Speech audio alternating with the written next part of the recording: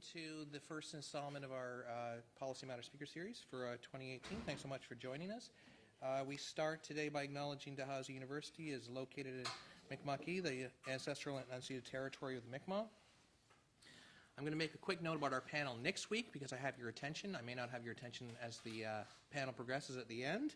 So I'll say that next week we have a panel on housing and aging populations. We'll be talking about housing policy.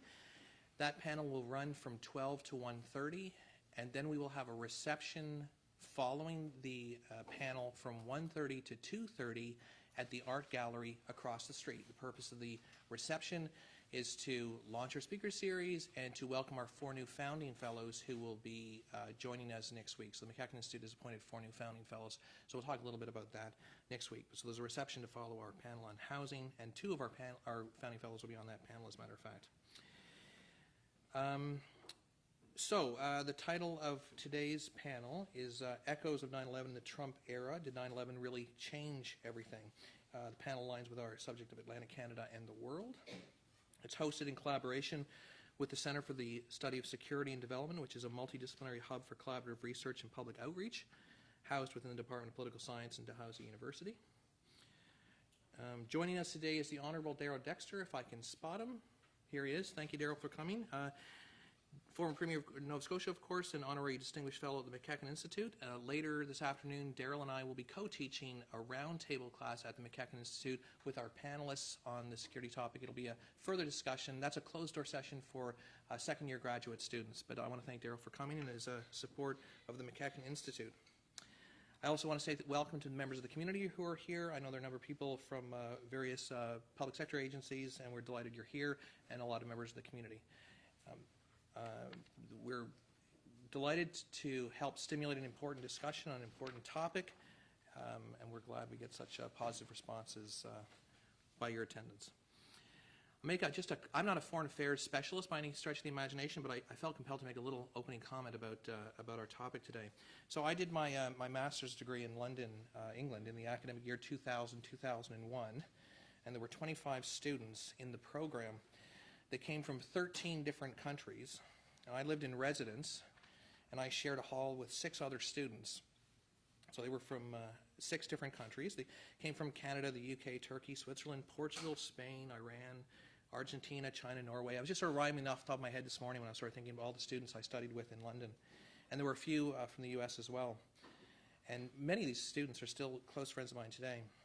So we used to joke regularly in our master's program that the program served to reinforce cultural stereotypes. It didn't break them down, it reinforced them. The Turkish students smoked like chimneys. The Northern Europeans never danced, but they drank a lot. The Mediterranean students danced all night, but they never seemed to drink. And for some of us, it was a foreign concept that you could actually dance without drinking. So, without exception, Americans were always the punchline of every joke, which our American colleagues took with great humor and stride, and often they were the ones telling the jokes. During my time in London, I had an internship in the House of Commons, which offered me a pass to wander around the Commons without restriction, something that's almost impossible today. And then September 11th occurred at the end of that summer, and I always sort of think of that as the sort of, for many Westerners, maybe the last summer of ordinary time. So in the years that followed, we had an opportunity to learn about the complexity of our cultures and our societies, our politics, our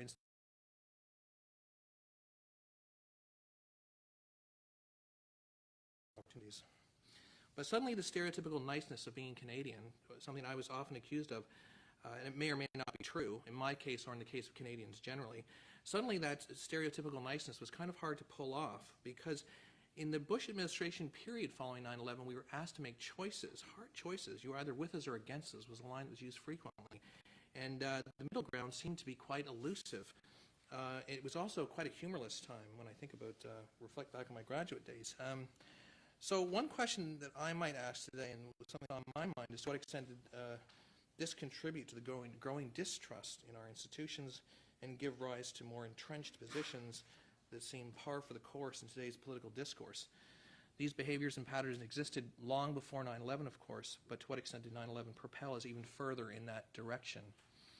So I am delighted to say that we have 3 very distinguished guests who are going to lead this discussion for us about 9/11 on on Tuesday, September 11th. The format will be the same format as we had last year.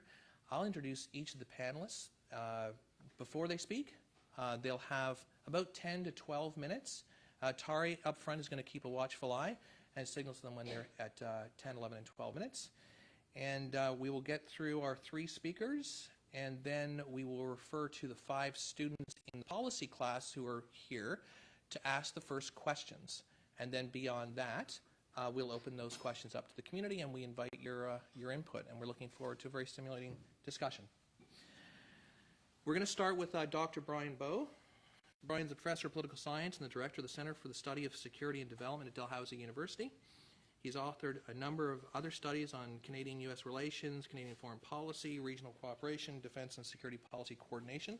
He is the author, nobly, of the Politics of Link, Power, Independence, Ideas, and Canada-U.S. Relations, which won the Donner Prize to this coming up. So Brian, if you start it off. And you'll have to start up here, because you're mic'd from here, I think. Yeah. That there is something for the discussion afterwards. Great.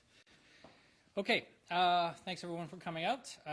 12 minutes, so I'm going to jump right in. I have chosen to focus on the question of whether there's such a thing as post-9/11 politics and whether we are sort of past them yet, or whether we want to think about ourselves as still being buried in the historical era that followed from 9/11 itself.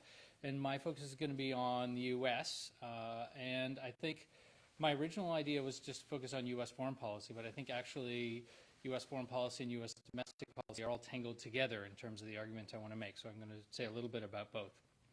And I want to start by talking about, just very briefly, about the end of the Cold War. At the end of the Cold War, everybody agreed at the time that we were reaching the end of one historical period and starting in on the beginning of another one, but nobody really had any clear idea about what would come afterwards, and therefore we didn't have a name to give to the new historical period that was just beginning, so we just called it the post-Cold War world. And I think looking back now, I think we would agree we still don't entirely know what the 1990s was. In my notes it says something about insert MC Hammer joke here, which I and then we got the terrorist attacks of September 11, 2001, and then I think we had the same moment, okay, things have definitely changed. We are embarking on some new historical period. We still don't have a clear sense of what it is, so the only name we can give to it is the post-9/11 world, in that moment, I think there was a lot of talk about everything has changed, we're going to see new things, and it took a little while for us to figure out what those new things were, but I think we can say that there were some aspects of American politics that were both distinctive and durable and that we can identify as kind of the post-9/11 model, so to speak.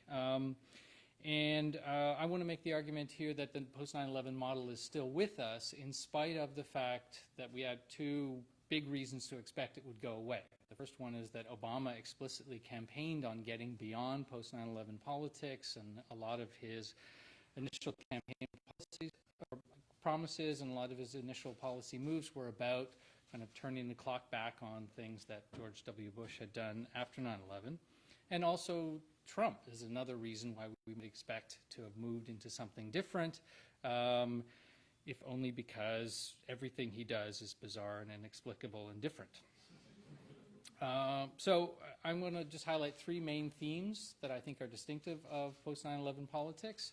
The first one is what I'm going to call centralization of policy through securitization. And securitization you may have encountered in other classes. Essentially, it's the idea that you identify a policy area as being a national security issue, an emergency, which requires a different kinds of policy making, one where there's more centralization of decision making, less oversight by other political bodies, less accountability, because it's an emergency, because the full force of the state has to be exercised on that issue.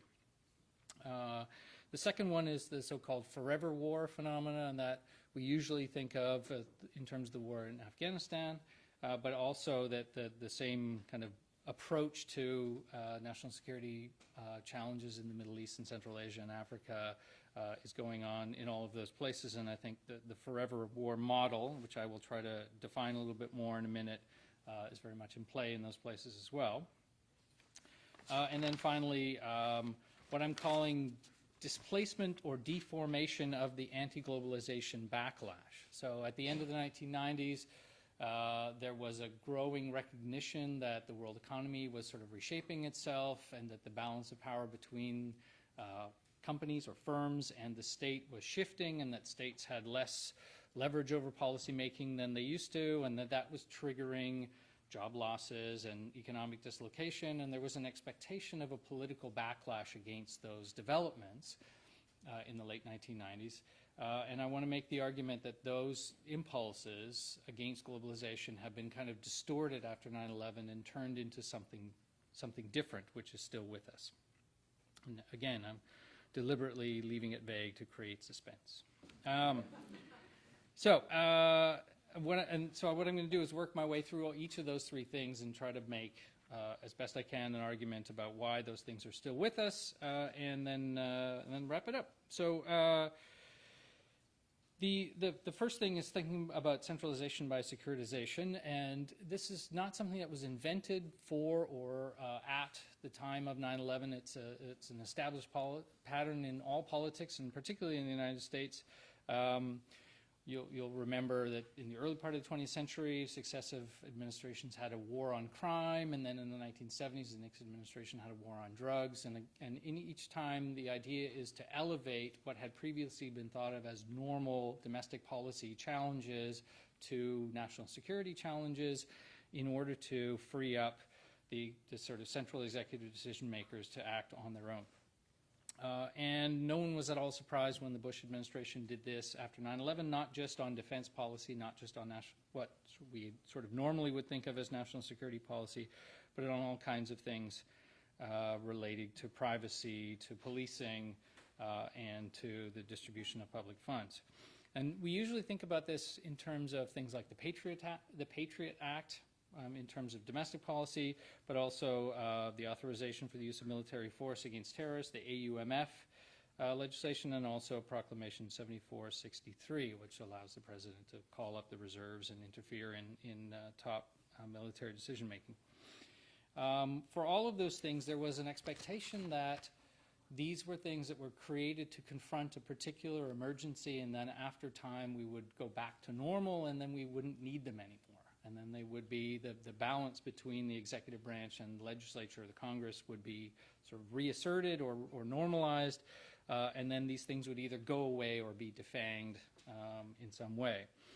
And that didn't happen, and it was most striking in the Obama years because he had explicitly said as a candidate that one of his primary priorities was to roll back some of these changes. And we often think about this in terms of Guantanamo as sort of the most obvious failure to make these changes. And I would argue that there has been a clear ratchet effect where the executive branch claims new powers, and then if Congress is not in a position to forcibly take them back again, then they stay where they are because the executive has no particular incentive to give them back. And no surprise at all that the Trump administration has held on to those same things and has renewed all of these various, like every single one of the post 9/11 legislative changes that I would think of as part of this pattern of securitization has remained in place and been renewed as we go along. Okay, so the second thing is the forever war.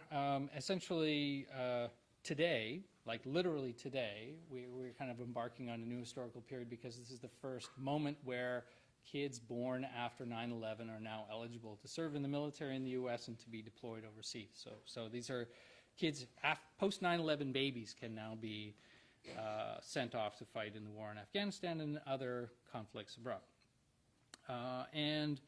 There are new university students on campus in the United States today who have lived their whole lives inside of the global war on terror, and to them that is all of the history they know. And it is the forever war in this, if in no other way than the fact that the new commander in Afghanistan, who was appointed not that long ago, in his confirmation hearings, essentially made it clear that he has no particular direction from the White House about what he's supposed to be doing there, and no particular strategy in place for how to win. There is yet still a clear recognition that the U.S. can't just arbitrarily pull out, because a lawless Afghanistan becomes what it was before 2001, potential incubator for terrorism, and therefore there's a sort of, we can't win, but we can't leave, and therefore we're stuck there forever. It's important to get to that the forever war is not a regular war, in the sense that enormous numbers of troops get sent overseas to fight in a war with a clear expectation of victory over enemy combatants arrayed on a battlefield in front of them. It is an ongoing anti-guerrilla campaign, essentially, and which, particularly after the beginning of the Obama administration, is being done with a sort of economy of force / light footprint model, which essentially means the smallest number of ground troops, and then make up the difference with local forces and drone strikes. And it's important to get that light footprint model goes with the sort of centralization through securitization I was talking about, and the quintessential essence of that is drone strikes, where you have essentially very few guidelines on what can be done, and virtually no oversight over the executive and the military's use of drones. The Obama administration after 2012 did attempt to put some informal standards in place, but they never really consolidated them formally, and there was a lot of regret about that from Obama-era officials, because that meant that Trump's tiny fingers would have the trigger and he could do pretty much whatever he wanted. And what is most striking about this is how few people seem to be paying attention to this, so that nothing has changed, and the actual number of drone strikes per year is going up under Trump, and the guidelines for the use of drones are sort of dropped out of sight, and yet it doesn't seem to be a news story at all anymore. And I'll say a bit more about that, about why I think that is in a minute. And finally, the deformation of the globalization backlash. I want to highlight that at the end of the 1990s, there were these tiny glimmers of hope about the possibility of a kind of more progressive kind of foreign policy, where the U.S. was going to take on a genuine leadership role in the world and tackle global public goods problems like development, extreme income inequality in the developing world, pandemic diseases, environmental damage.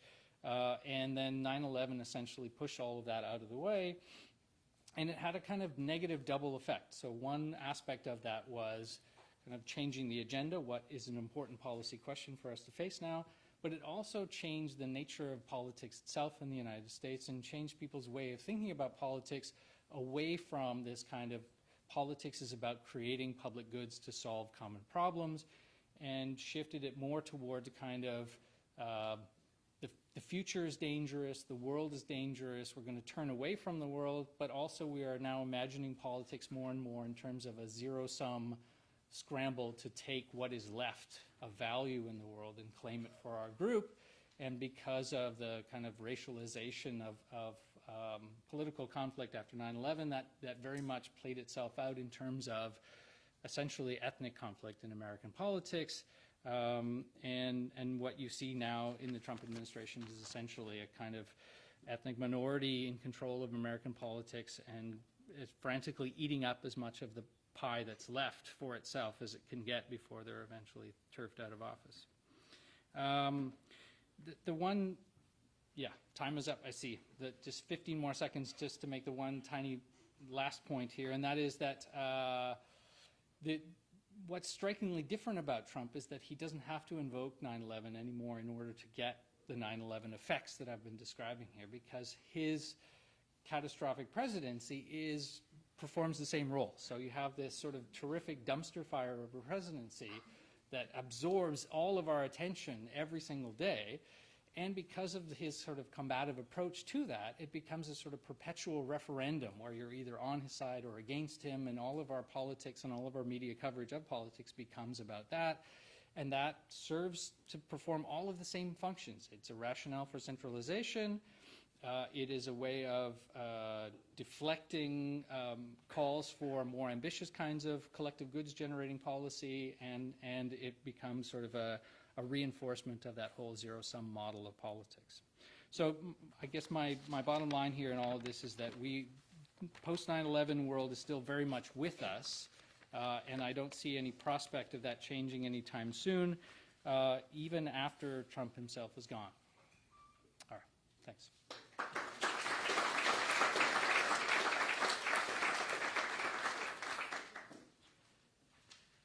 Thanks, Brian.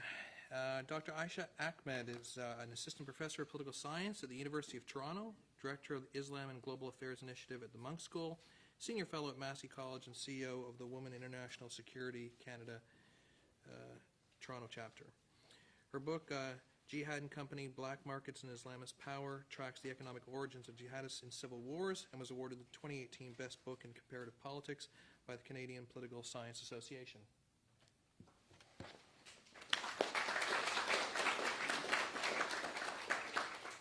Thank you so much for that introduction, and thank you to the McEachern Institute for inviting us here on this very important day to talk about what is the fate of global security in arguably one of the most tumultuous times since the end of the Cold War.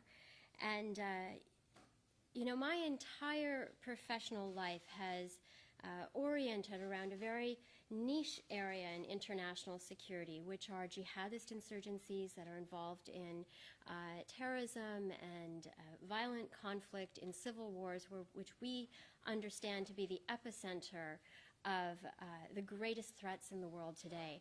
But what I'd like for us to think about for a moment is to step back and think about what international security has traditionally been understood as. And when I say that I occupy this niche area, that is because international security has traditionally been about great power politics and the balance of power on the world stage between countries that are, you know, the heavyweights, the real contenders for control over the world. And international security crises have often culminated through the interactions, you know, among those great powers and the changes in the balance among them. And so these changes have historically been incredibly violent. And in fact, the last 2 out of 3 big great power transitions we had were in fact world wars, where we had tens of millions of people die in both of them. And we like to tell ourselves that the last great power transition we had, which was the end of the Cold War, ended peacefully and without firing a shot. That only applies if you don't live in Somalia or in Afghanistan or in any number of other countries that caught fire after the end of the Cold War. And so this space that I occupy, this field of international security, has historically been the game of talking about great power politics. And one of the things that happened after September 11th is, first, everyone said September 11th changed everything. When in reality, if we look at that system, at the system level, there was no change in the balance of power at the system level. What instead happened was a reimagining of what the security landscape actually looks like. And that created this new emerging space for those of us who study what were then called small wars, you know, insurgencies. And terrorism, of course, was a field that existed before, but it was still considered quite niche.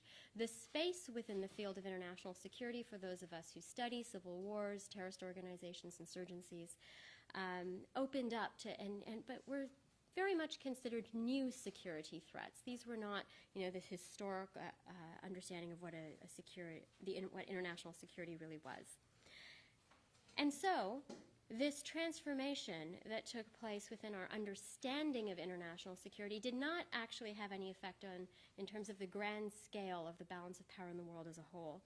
But it did, in fact, change how great powers behaved, particularly how the United States and its allies behaved in the world because of the understanding of these newly emerging threats. And of course, that is an area that I have dedicated the past 15 years of my career, spending time in parts of the world where these conflicts are raging and seem to be, what Brian referred to as forever wars. And, the behavior of the great powers in response to this trigger, because that is really what 9/11 was. It was a trigger event, created a new security landscape. And, there's a fantastic piece, if you haven't had a chance to read it as yet, by David Lake. It's called Rational Extremism, published in International Organization. And this is one of the first attempts, and there have been several attempts since, to explain the sort of rational strategic explanations for what are grotesque and horrifying terrorist attacks that don't seem to have an obvious strategic value. There isn't an obvious strategic value in hitting the World Trade Center, which is full of civilians.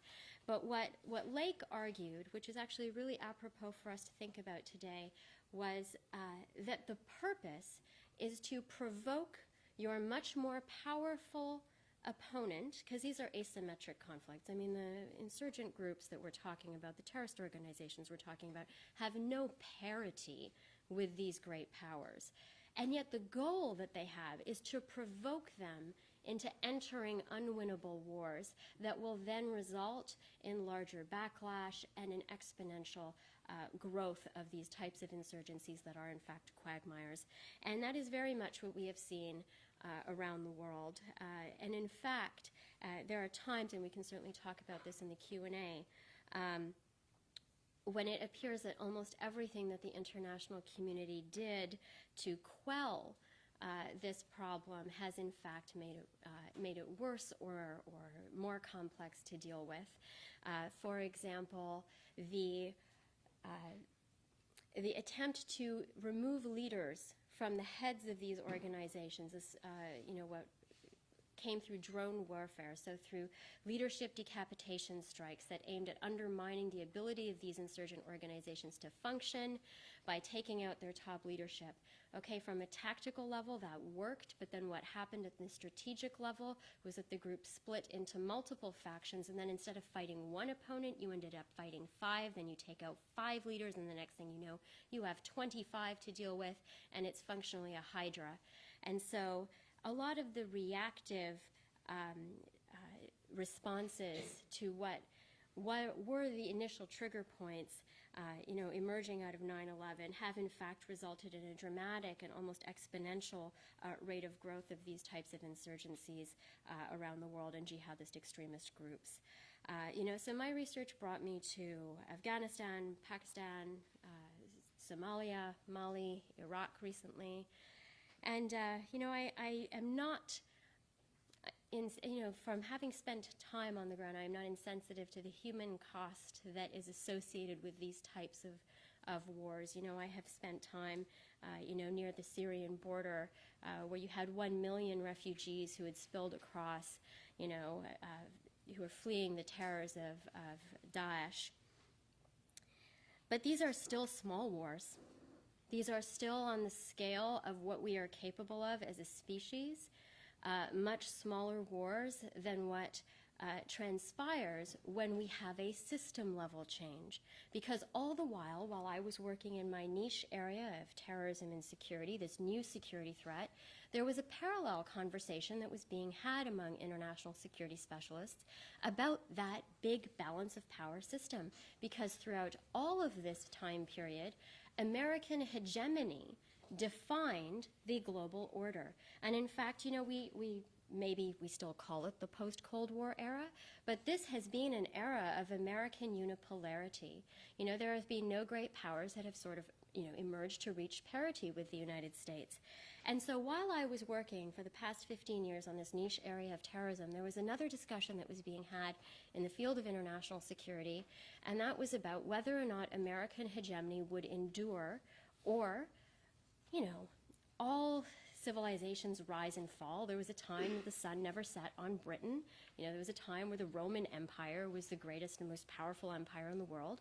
And so there was also a camp that was focused on whether or not American power was also in a state of decline. And for about 10 to 15, most of the past 15 years, that camp had a really healthy debate, with it, across these two sides, with one side saying that, well, of course there does appear to be a rising Chinese influence in the East, and we may in fact see the rise of China change that era of American hegemony. And then a stalwart camp of the American endurist camp that said that, in fact, the international system has now been set up in such a way with its institutions and with the global institutions that America has helped create, that, in fact, America is potentially going to be an enduring and lasting unipolar leader. So this debate, which dominated that side of the international security field, kind of came to a head about 2 years ago, when, after the Trump election, there were many people who were quickly heralding the end of American leadership in the world. And so there is a very good friend of mine and our dear colleague at the University of Toronto Scarborough campus named Carla Norloff, who wrote a classic book with Cambridge University Press called America's Global Advantage. She was one of the champions of the American endurance camp. And so what I did was I thought, you know what, I'm going to give Carla a call and see what she has to say about this, because clearly she is the leader of the American enduring camp, and so she will have some sensible, grounded policy insight for me. As I opened my browser, she had penned an op-ed in the Globe and Mail abandoning ship. She was like, no, it's done. It is over. So she essentially said that not only was American leadership in a state of decline, but that it was rapid and unprecedented. For her to give her analysis this way was perhaps the most definitive statement for me about this question about the transformation in our international system. There is almost no one left in the enduring camp, and there is a growing consensus that we are in a state of great power transition, such that we are moving from a state of unipolarity into multipolarity. Now, while I mentioned earlier that the last 2 out of the 3 great power transitions we had were world wars, that does in fact lead us to an important set of questions, which is that this transformation, much more so than the trigger event of 9/11, puts the international system at tremendous risk. The fact that it is occurring with other types of volatility at the domestic level in the United States increases that risk tremendously.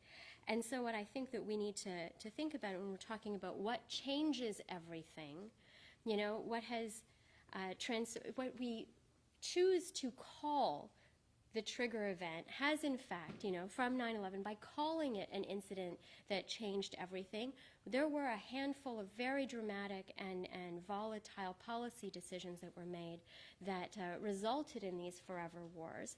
Whereas sometimes we may overlook the much more seismic and important changes at the system level that we should be paying attention to today, because that in fact defines our international system much more distinctly. And that's it. Thanks.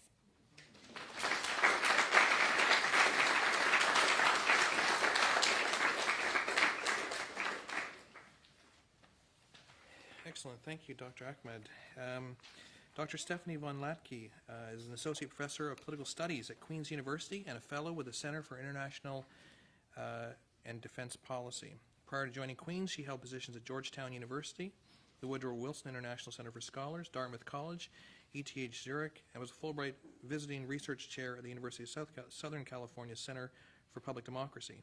She's published 3 books, the most recent of which is Going to War, Trends in Military Interventions, co-edited with Christian Breed with McGill Queen's University Press in 2016.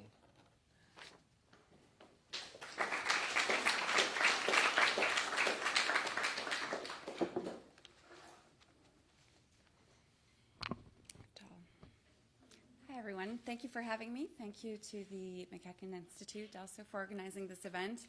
I was thrilled to be flanked by my 2 esteemed colleagues here to talk about 9/11. And For me, every 9/11, I can't help but think about where I was at the time, and it was as an undergraduate student at McGill University. And every year I reflect back on that time, and there's a headline that's stuck with me.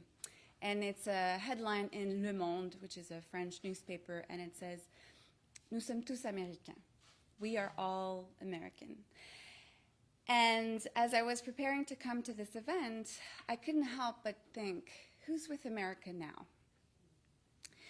And after 9/11, there was a tremendous amount of goodwill towards the United States. And looking back on the last 17 years, I can't help but think that a lot of that goodwill has been squandered. A lot of that goodwill could have fostered a lot of very productive collective action in international politics. When you look at world opinion of the United States now, you see that it's at a historic low. It was pretty low under Bush, rose up with Obama, but with Trump, you're looking at about a 30% approval rating of U.S. leadership. So that puts the United States right between Russia and China. In Canada, the picture's not looking so rosy either for Trump. This year, Angus Reid conducted a similar poll with Canadians, and Canadians surveyed had only a 30% approval rating of Trump, or favorable view of Trump. So, coming back to the theme of this event, which is to reflect on the post-9/11 period and maybe comparing the foreign policies of Bush, Obama, and now Trump, I think it's fair to ask, is Trump such an outlier now in world politics? And I think that when you look at Bush and Obama, you see certain ideological differences. You see certain differences in how they made decisions, and you certainly see some difference in their foreign policy styles and their approach to diplomacy. But there was something that was similar, is that they didn't question the foundations of world politics, the international security architecture that U.S. leadership helped build and promote since World War II. Those are international organizations like the United Nations and alliances like NATO, which was founded in 1949. Trump said NATO is obsolete. And sure, you can tell me he walked back from that statement, and he even affirmed Article 5 on his visit to Poland. But when you look at his actions and how he treats other European leaders and Prime Minister Justin Trudeau, you can see that he is still attacking the very institutions that U.S. leadership is resting on. What I'm worried about as an observer of NATO, and NATO has been at the center of my research ever since 9/11. It's what motivated my interest in international politics, how NATO countries reacted to 9/11. And when you look at NATO, I'm afraid that President Trump is acting as an enabler for more democratic backsliding within the NATO bloc. And NATO has been a very powerful socializing and stabilizing influence in Central and Eastern Europe since the end of the Cold War, helping reform civil military institutions, making sure new countries that acceded to NATO understood that you needed civilian control of the military, that they needed to engage in security sector reform, and institutionalize the norm of security cooperation within that alliance bloc. So NATO transformed itself post 9/11 from your traditional military alliance to really an international organization, and it grew. And if you look at the post 9/11 activity level of NATO, it also grew in spades. And really, NATO flourished into a fully functioning bureaucracy and international organization, which is what it was before, but not on the same scale. So what you see within the NATO context now are countries like Poland, Turkey, and Hungary, where you're seeing trends towards democratic backsliding, and countries branding themselves as illiberal democracies. And Trump's conduct on the international stage and Trump's rejection of traditional diplomacy is enabling that. Instead of contributing to putting a healthy social pressure on those states to stay true to the principles and values that are at the very foundation of NATO. If you look at the founding treaty of NATO, the Washington Treaty of 1949, you see, and I quote directly from the original text, that the alliance is founded on the principle of democracy, individual liberty, and the rule of law. And this is firmly anchored in NATO's membership criteria. The problem is once you are a member of NATO, then it becomes very difficult to use the leverage that states have to change individual members' behavior. And this is where the void in American leadership is mostly being felt. So I think this is where Canada really needs to invest, not just money, but talent. And here I'm just going to do a side note on the money issue because it's been on all of the NATO debates, and we had the summit in Brussels this summer, and it was all about who's spending what, and are NATO countries spending enough. NATO collectively spends close to $1 trillion in defense. Russia, its primary rival, doesn't even spend $70 billion. So if you look at the asymmetry in capabilities, maybe we shouldn't be focused so much on defense spending, and maybe we should look at other initiatives and what NATO qualitatively is doing to further stability in world politics. So even with these politically tumultuous times that my colleagues have described really well, I want to end on a more optimistic note. And this is in reference to the international relations literature that shows the extent to which international organizations are fairly resilient when they're deeply institutionalized like NATO is. And so while NATO and its primary direction is still being guided by decisions made from consensus decision-making of 29 sovereign member states, the institution itself, the organization with the headquarters in Brussels and commands elsewhere in Europe and North America, is alive and well, and there are enduring policy trends that we can identify, leadership changes notwithstanding. And so, as an observer of NATO, those are the things I focus on and that I find comfort in these uncertain times.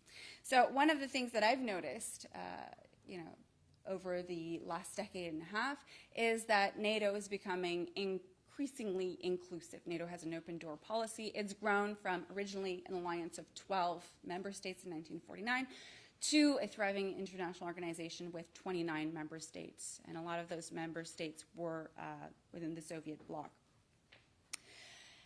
Next, increasing diversity within NATO. NATO has been long viewed as a bit of a boys' club with Mad Men culture, but NATO is becoming increasingly diverse. And when you look at the highest levels of political decision-making, so the North Atlantic Council, which is the primary body of NATO, where you have permanent representatives from all 29 member states, and you have an ambassador representing those countries, a third of those ambassadors are now women. Progress still needs to be made on the military side. When you look at the Military Committee, which is the primary military body advising the North Atlantic Council, there are no women out of the 29 members, and those are generals serving on the Military Committee. NATO is engaged in many missions and has learned the hard way the lessons of the post-9/11 wars with its long-standing involvement in Afghanistan. NATO still has a mission in Afghanistan, even though Canada is currently not taking part in it.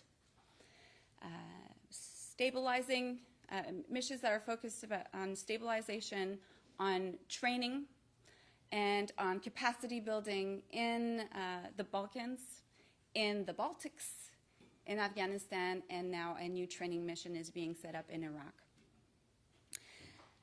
NATO is also opening up to civil society, which is a bit counterintuitive for a military alliance.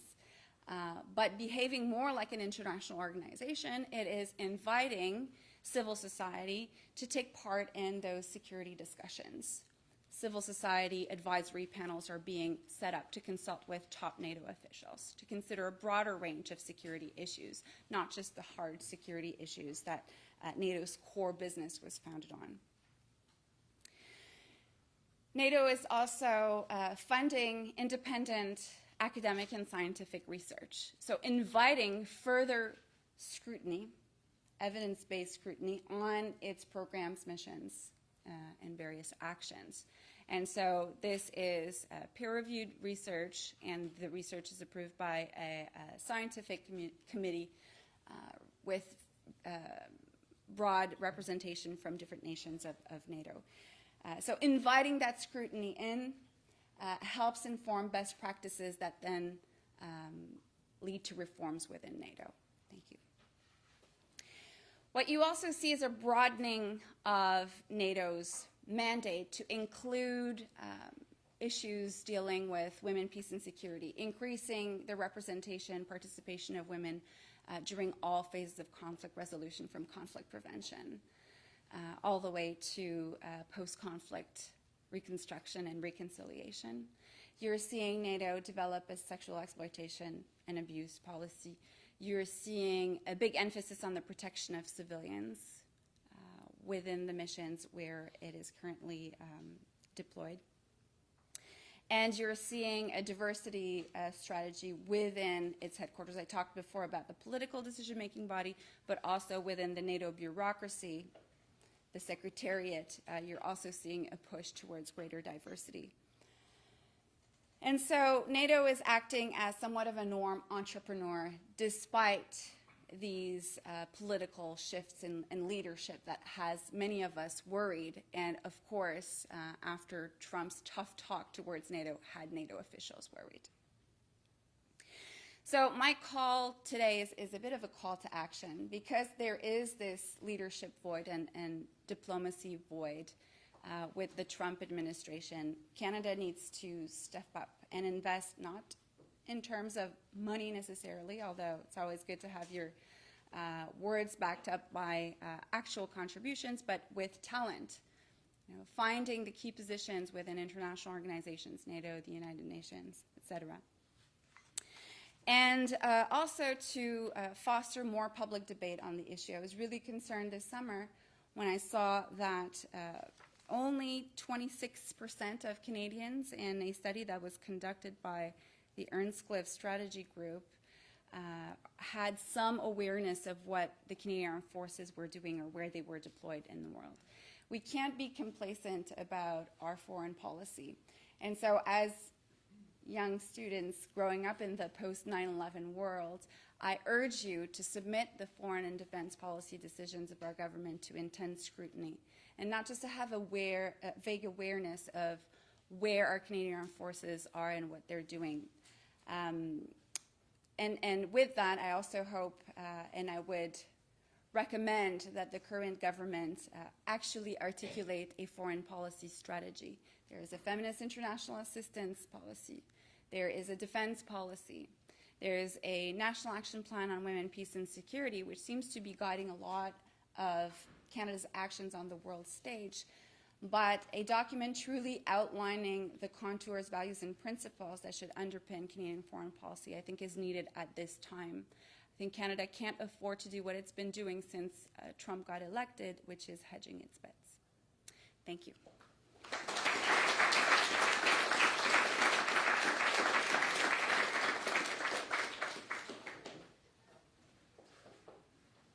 Excellent, thanks so much. So we're off to a great start. The tables might, and I think you can speak comfortably from the table now with the questions that we'll take from the floor.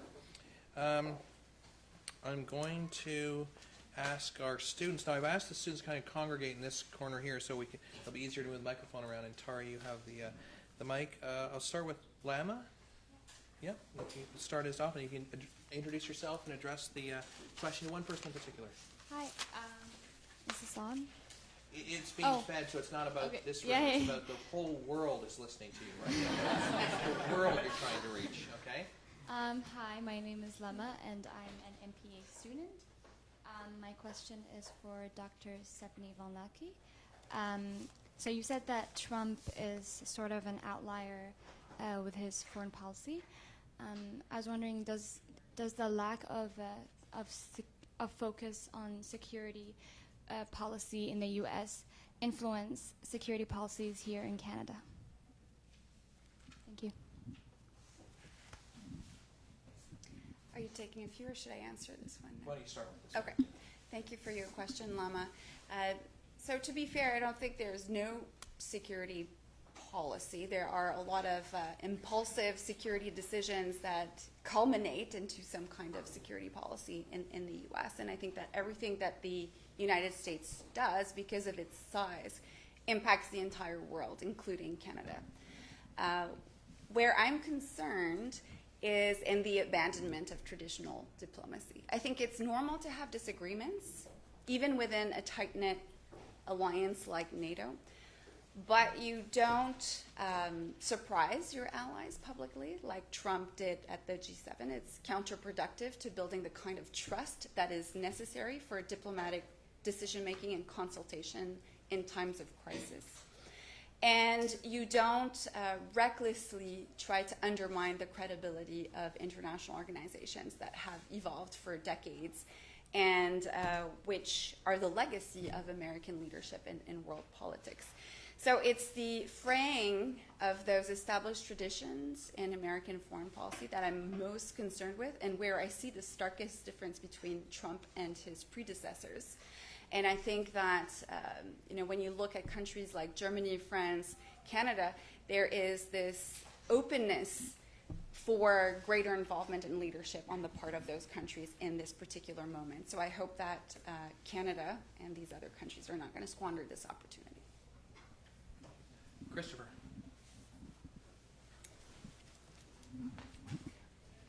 Hello. My name's Chris. I'm also an MPA student. My question's for Dr. Bowe. So you mentioned at the end of the talk that the post-9/11 world is still very much with us. I'm particularly interested in the language that Trump has used in his administration, and in particular invoking Canada as a national security threat in terms of the NAFTA negotiations. And I just want to know particularly your thoughts on, is that also a symptom of being in the post-9/11 era, and will we continue to see American policy decisions based on emotional triggers of national security? Thank you.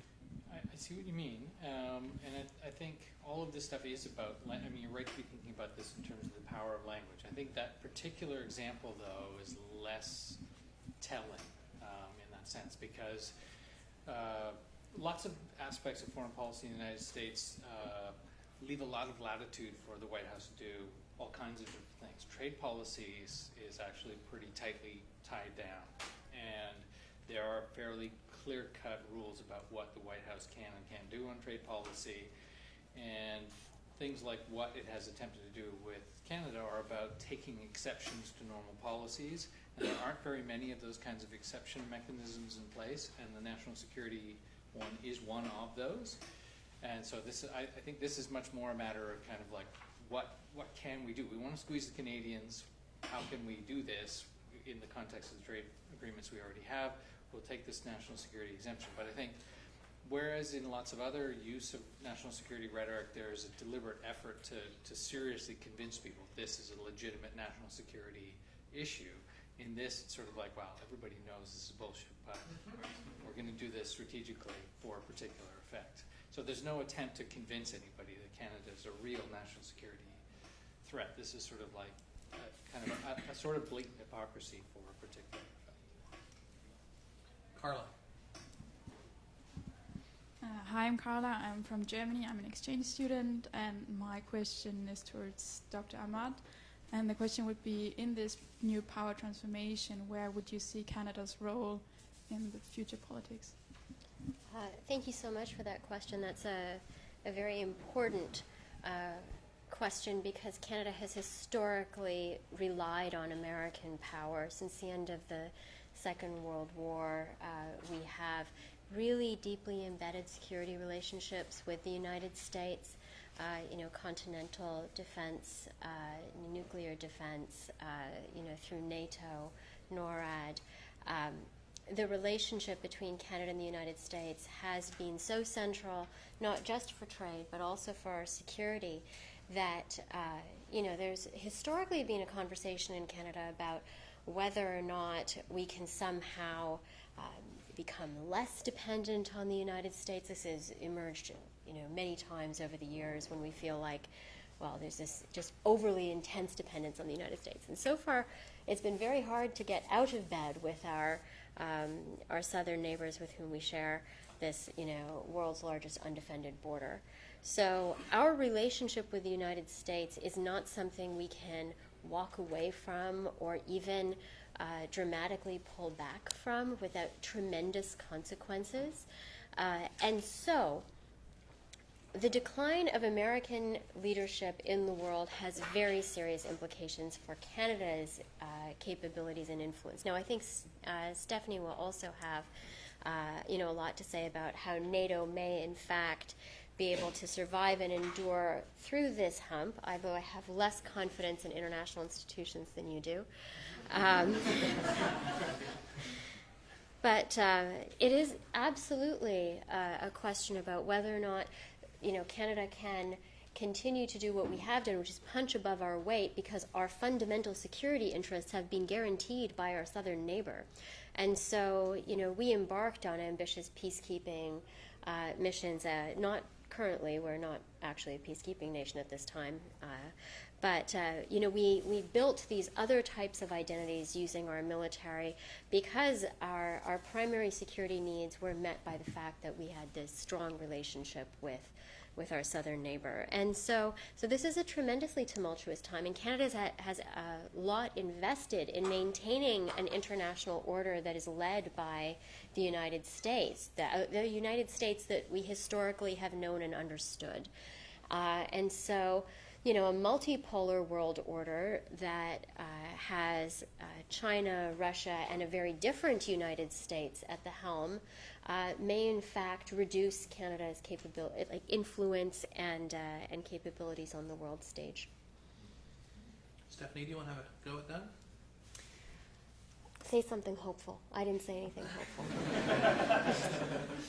I mean, on international organizations and NATO specifically, NATO just inaugurated a brand new building that the United States paid for. So Trump, when he visited, was like, it's the biggest building, it's the best building.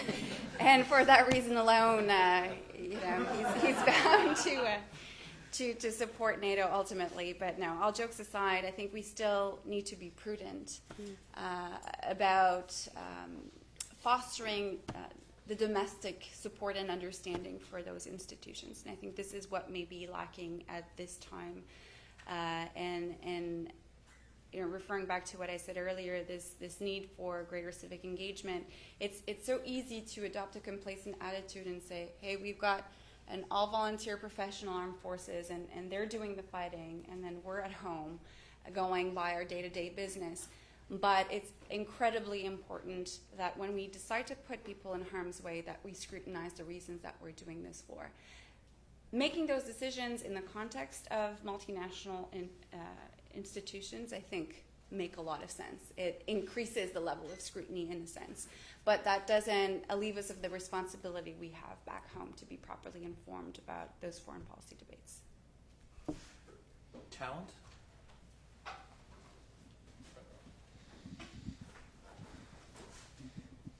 Thank you. My name is Talent. I'm also an MPA student. My question is directed to Stéfanie. You talked about how Trump advocated for the increased spending by countries. So my question is almost related to what Dr. Bo and Aisha spoke about, whether this is a way of countering terrorism, or it's a way of just maintaining the forever war, so that it just keeps going with the funding available. Thank you. Thank you for the question, and I've obsessed over this question all summer because of the NATO summit in Brussels, and I think that your question conveys a much deeper understanding of how NATO works than Trump's statements about the spending role.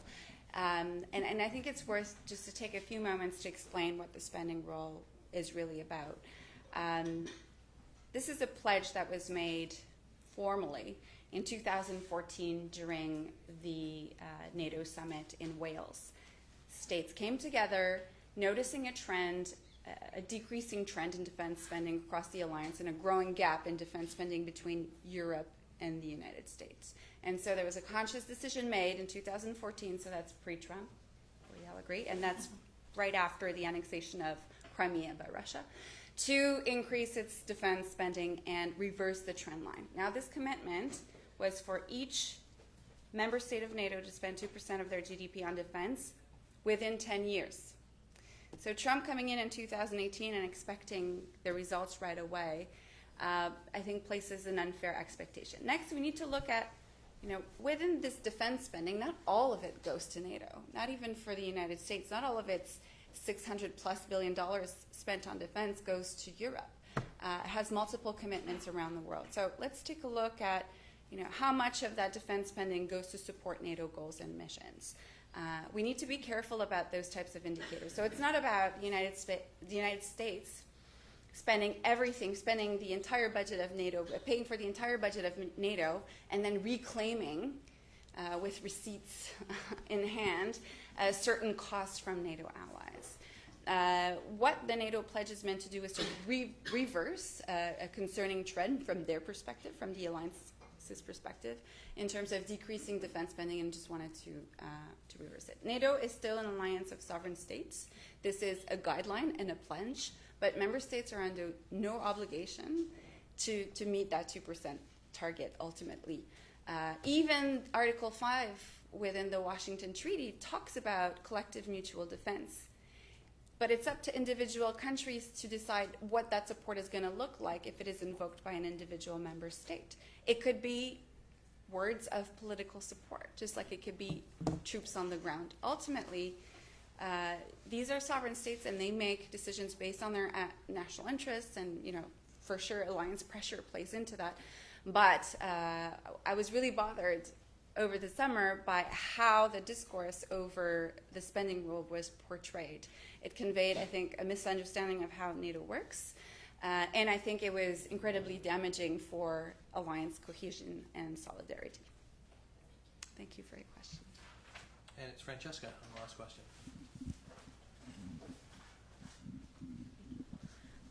So my name's Francesca. I'm an MPA student as well, and my question is for Aisha. So you spoke about a lot of the changes that happen when we move from from unipolar to multipolar, or bipolar to unipolar. And I was just wondering about what role the existence of nuclear weapons programs plays in the movement from a unipolar or American hegemonic system into a more multipolar world, just judging from even America pursuing denuclearization in North Korea, and whether that would have a stabilizing or destabilizing effect on that region. Okay, so thank you very much for this question. It speaks to things that are much grander than just North Korea or Iran, which are, not established nuclear powers. Now, there's a debate about whether or not the presence of nuclear weapons prevents countries from engaging in direct confrontation. So there are the camp that say that deterrence, in fact, does work in that regard, that nuclear deterrence will in fact prevent that type of great power confrontation in a very direct way, which is why the Cold War transpired as it did without firing a shot. Then there are those who get a little closer to the ground with it. So that kind of analysis, that deterrence analysis, like Kenneth Waltz style analysis, more nukes, more deterrence, everybody's peaceful, like it's a cold peace kind of argument. That's sort of done at like 80,000 feet. Then there are, people who got a little bit more in the trenches in key moments when we almost did this. So, a friend and colleague of mine, David Welch, started his career off looking at the Cuban Missile Crisis. And when you look at that evidence, like it's blood-curdling how close we came to ending, life as we know it at that time. So great power transitions are tumultuous. They're profoundly tumultuous. The last one was of a particular type. You had two giants, one that was sort of crumbling and then imploded, right? The two prior was the storm of World War I and World War II, but they were, the Second World War ended with the only nuclear attack we've had in this world. And the problem with doing this analysis, at 80,000 feet is that, frankly, we only have to be wrong about Kenneth Waltz's theory once for it to kind of end life on Earth. And so when you look at the bureaucratic politics literature on what has happened within institutions that are dysfunctional, that are made up of people like you and me who are working off of imperfect information, who are reading signals from rivals that can be wrong. I mean, one of the most alarming things I've read that has emerged out of the new Woodward book was that there was a possible tweet that could have been sent, that wasn't sent, that would have signaled to the South Koreans that there was a change in U.S. policy, but then the internal institution said, don't send it, and that prevented, a potential nuclear escalation. I mean, this is when you look in the weeds, you stop feeling as confident as Kenneth Waltz about the deterrent capability of nuclear weapons. In terms of what role they play in great power transitions, we only really have two major files to look at here. World War II, that was a nuclear strike to end a war, and then the second one, which resulted in a whole bunch of non-nuclear, non-great power civil wars around the world.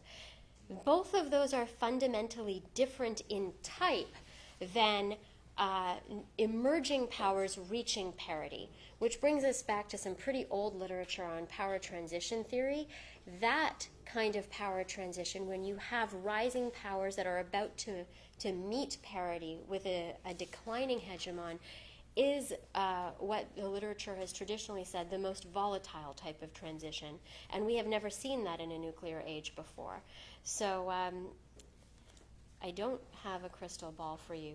I lean on the side, though, of saying that we have to look within the institutions. You can't do this from 80,000 feet, which is why it's incredibly disconcerting when you have irrational people who are involved in these sorts of processes. But on a hopeful note, because I'm going to try to build off of Stephanie's hopeful approach, the United States is not the only great power in this system, and so the Chinese are actually also involved in the East Asian theater with North Korea. There are other actors that are also very mindful of the tumultuous nature of this, and so there may be rational forces at the global level that can act as a check on escalations.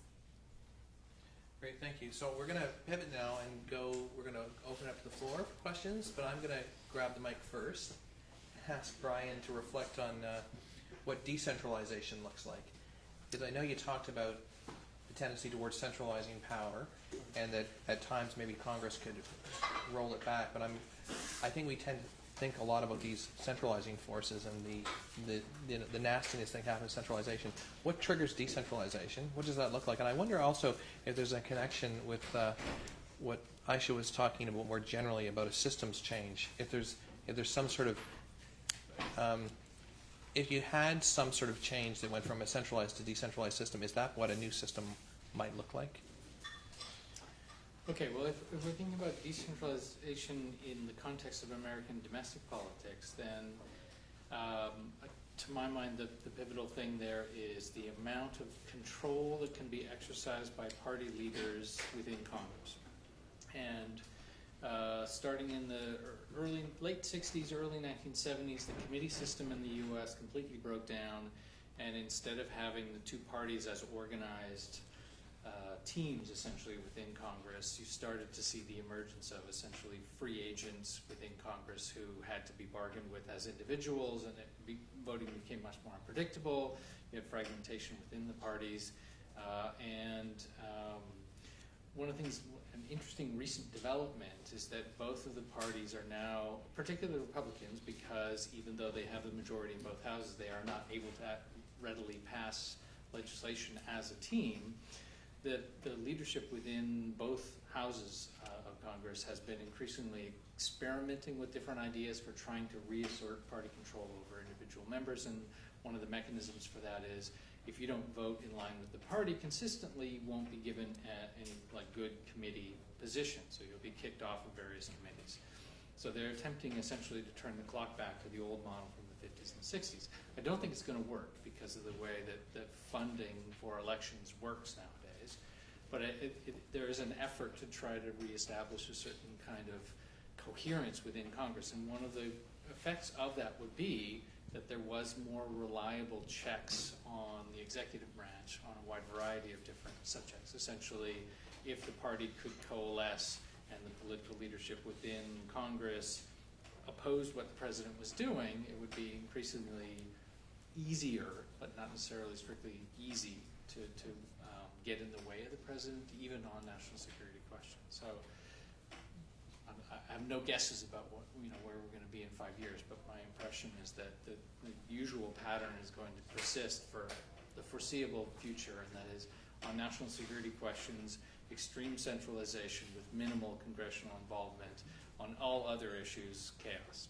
So is it fair to say then that the problem, we're looking at the executive and the media is sort of sucking us into thinking about the problems with the executive, but really the problem lies elsewhere, is Congress's inability to get its act together? Yes, absolutely. Yeah, I mean, that's the real story of the Trump presidency is not Trump's bizarre behavior or a conflictual approach to the presidency. We knew he was that person long before he arrived in the White House. The real story of the Trump administration has been the Republicans in Congress' complete unwillingness to block him on even things that are electoral disasters for them further down the road. Right, okay. Questions from the floor? Sir, if you can ask, wait for the microphone. The world is waiting. And if you can direct your question. I had a question for Stéfanie. You mentioned Poland and other states that are moving in a liberal direction. And I know the Cold War was marked by a lot of conflict between different ideological groups, the classic communism, capitalism thing.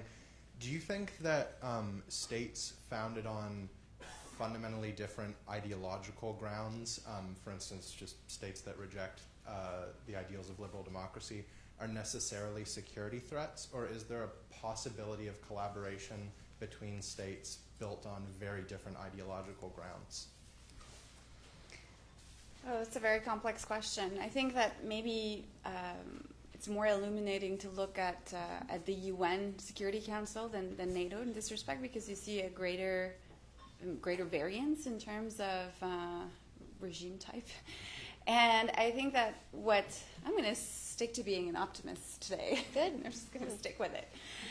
But what encourages me is China's willingness, for example, to play within the context of the UN Security Council, or Russia also still being engaged in with those institutions. Where I'm going to be worried is when those countries or those member states of different ideological persuasion but different regime types also start rejecting the international order through these institutions. And so far they haven't done so. I mean, they have had strong statements and critical statements, but I think it's okay. So I think the UN is interesting to look at in this respect. When it comes to NATO is an organization that was founded on those principles, as I mentioned, and that's in the founding treaty. And I think that there are examples in NATO's past where there have been similar instances, and I'm thinking of Turkey in particular. And NATO has been willing collectively to weather that political instability. I think what's still an open question is NATO's open door policy. So NATO has grown from 12 to 29, with the last admitted country being Montenegro. How far will that continue? And how malleable will NATO's criteria be in the future for the sake of security in that region? And so there, I think, like Dr. Ahmad, I don't have a crystal ball, and it would be really interesting to see. But that's the major point of contention right now between NATO and Russia, notwithstanding all of Russia's actions in Ukraine and Crimea. But it's this question of enlargement as NATO sees it. So sovereign democracies asking to belong to an organization versus what Russia sees as expansion, an incursion onto its traditional sphere of influence, and that's the grievance there, fundamentally, when you look at the political disagreement between NATO and Russia. So, in answer to your question, I think that those differences aren't irreconcilable, and my hope is to see that institutional processes will prevail, both on the NATO level and on the UN level, in providing a forum through which these disagreements will be discussed. Yeah, we'll go back here.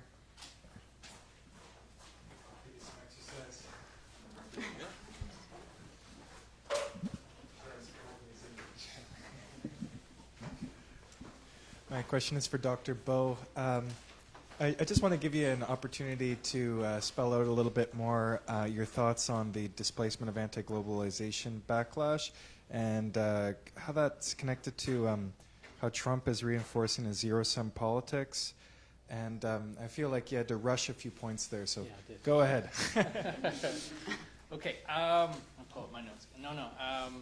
I mean, the main point I wanted to make there was that the way that let's say the Bill Clinton White House talked about what politics was about in the late 1990s was in terms of what can be accomplished in terms of generating public goods. And obviously this is not about raising higher taxes and that kind of thing. It was more about thinking about the purpose of politics as providing public goods in both domestic politics and at the international level. And going with that was an idea that the political sphere itself would be expanding as well, and that people who had previously who had been marginalized or excluded from politics would be brought into the process. After 9/11, there was nothing inevitable about the breakdown of that way of thinking about politics, but you did see an intensification of, I guess, two things that went together. One was kind of demonization of Islam or of Muslims within American society as part of the process of rallying people for a global war on terror. And this was something done by politicians from both parties. And that had a kind of carryover effect in the sense that it was seen to provide a kind of social license for scapegoating as something that people were doing anyway in politics, but that it was sort of all bets were off, and forms of scapegoating we hadn't seen a lot of since the 50s and 60s were now kind of mainstream politics. So that was one element. And then the other one was groups that had been seen as relatively marginal within the Republican Party, the so-called paleo-conservatives who were influential in the early 1990s, who saw politics as sort of mostly a nostalgic thing, where we want to go back to what was great about America in the 1950s, and they had this sort of Andy Griffith Show kind of picture in their mind of American greatness. They had previously been always sort of kept to the margin. They're part of the coalition. We expect their votes, but we don't have to cater to them. And then in the late 2000s, we see the rise of the Tea Party movement, and those people who had been on the margin are increasingly setting the tone for the party as a whole. And their way of thinking about politics had always been set the clock back 60 years, exclude all of these newcomers to politics, repurpose the political machinery to not be about sort of generating public goods that may or may not serve our interests, but rather get us back to the form of politics that we felt most comfortable and most prosperous in, and that was sort of this older exclusionary model of politics. In many ways, Trump is the apotheosis of the Tea Party movement. He is sort of essentially telling people who have those views and those anxieties, you don't have to be kind of, you're in the party or the Republican Party, but you have to stay off in the corner of the room. There's sort of, we are now in charge of the party itself and of American politics, and that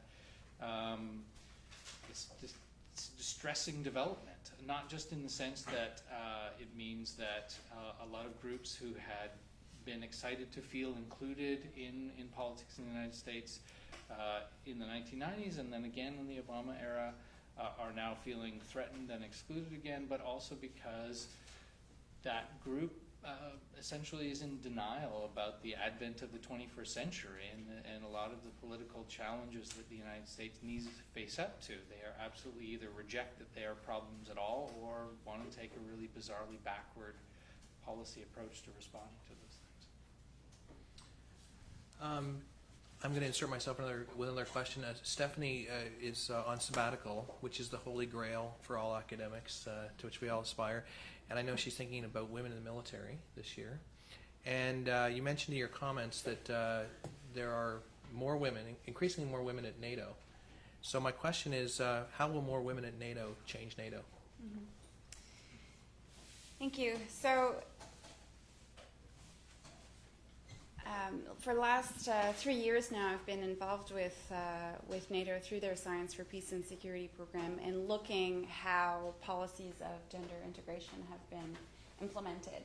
So that is both within NATO's bureaucracy, the various HR policies that they have to increase diversity, and that is also within the level of the political and military decision and advisory bodies. What they also look at and track is the percentage of women in the military.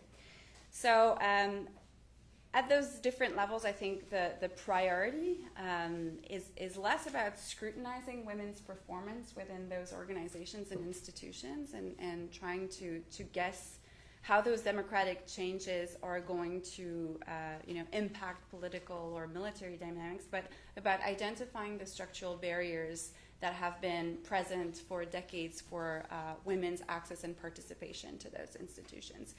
And whether you look at the world of business or the military realm, there's ample evidence to show that the more diverse an organization is, the better decisions it takes, because you have a greater diversity of viewpoints and experience to bring to individual problem sets. And when you have members of an organization that all look alike and have been through similar socialization, what you end up having is groupthink and yes men. And that is very damaging to an organization. So both politically and in the military realm, what you want to do is to remove the barriers that have led to this homogeneity and increase diversity. So that includes women, but it's not only women. That is all of the underrepresented groups and who have not had a voice within a NATO context. In the military realm, more specifically, what's interesting is the literature that has emerged on women's participation in the military and then operational effects that might be having on the ground. So there's literature to suggest that more women in the armed forces and more women on deployment reduces the incidence of sexual exploitation and abuse. So the argument is, well, the very presence of women within units is going to have a civilizing effect on the rest of the force, and you're going to see instances of sexual exploitation and abuse decrease. And while that may be true, I'm bothered with this argument being leveraged to increase the participation of women, because it shouldn't be their responsibility to act as the civilizing influence on the armed forces. They have the right, like anyone else, to apply to a job, to participate as a member of an organization, and not have to police the behavior of the people that they work with. So what we need to focus on instead, I think, is, yes, the recruitment and greater participation of underrepresented groups, but also maybe more scrutiny in how we recruit and train all members of an organization, including the military. There were two questions in the corner, I think, or just one? Just two. I'm going to ask you to ask the questions one after the other before we take the answers, because we're short on time. So we'll go one after the other with the questions, okay? My name is Ian Porter.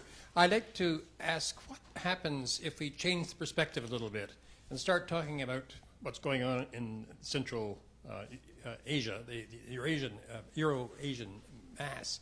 If we start looking at it in terms of the way politics has played out over the last 2,000 or 3,000 years even, because sometimes when you look at what's happening there, you say, they've been doing that for years. They've been doing that for centuries. And we've been a player there only since around 1800 in terms of having a positive effect. What happens if you change the perspective to our understanding of self-interest? Is that for anyone in particular, or it's a lob ball for the panel? Aisha would obviously Okay. have something to say about Super, thank you.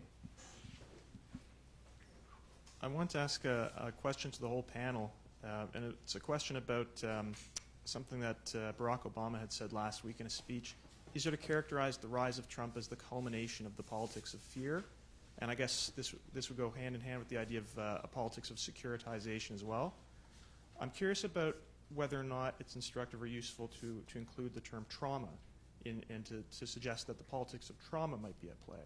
A lot of what's been described in terms of preoccupation with a nostalgic better time, or perhaps we might even characterize Trump's policies as self-harming today. So I wonder, to a certain extent, how we could view states as subject to trauma, and whether or not we might call the United States today a sufferer of post-traumatic stress.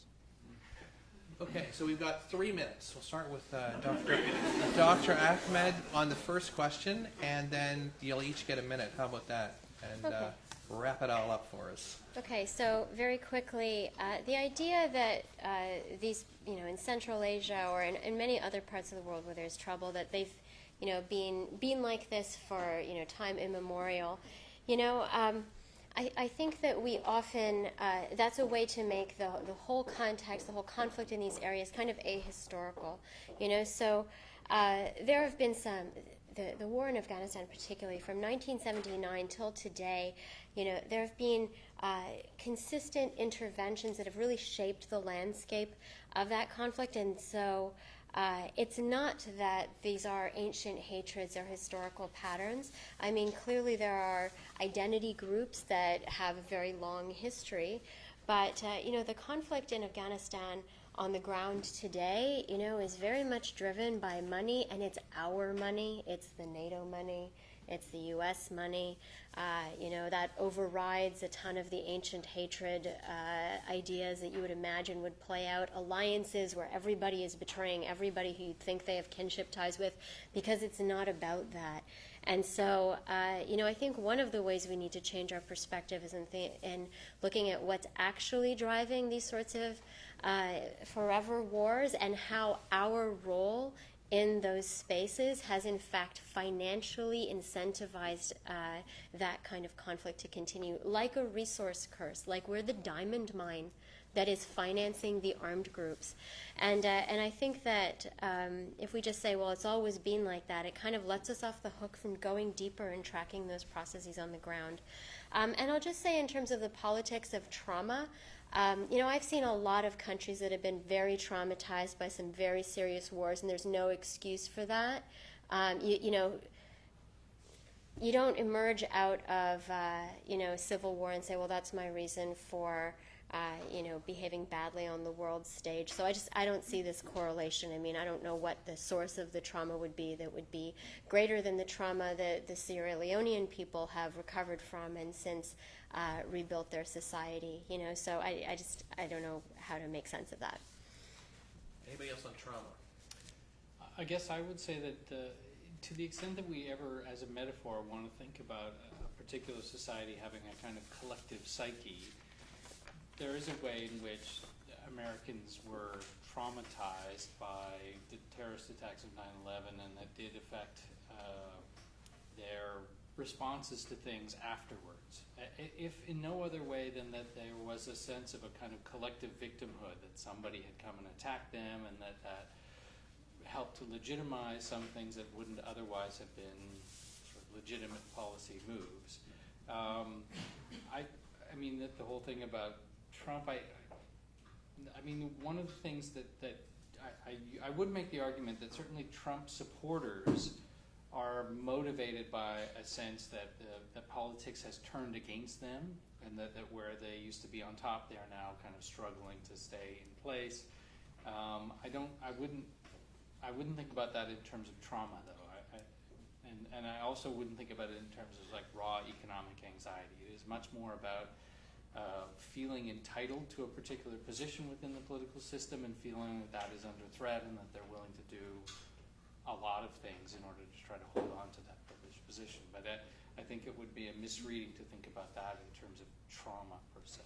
In fact, Brian, you've said everything except these words, and so I'm going to say them, which is that the United States has a deep and unresolved legacy of white supremacy and racism. And, you know, I think that that needs to be called by name as opposed to just saying, like, an is amorphous expectation and privilege, you know.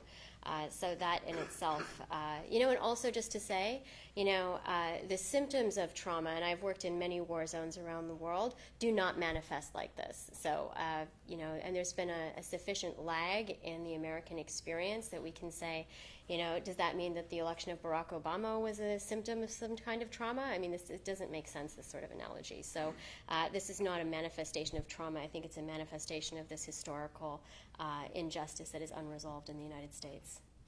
Stephanie, would you like to add? Yeah, I think I'll pick up on the idea of the politics of fear and securitization. I am concerned with the automatic reflex of increasing military spending and even increasing America's nuclear prowess, because I think that if there's something that we can learn from the post 9/11 wars is that there aren't too many examples of success. And military might has been deployed, and there's a saying in the military that when you have a hammer, everything starts looking like a nail.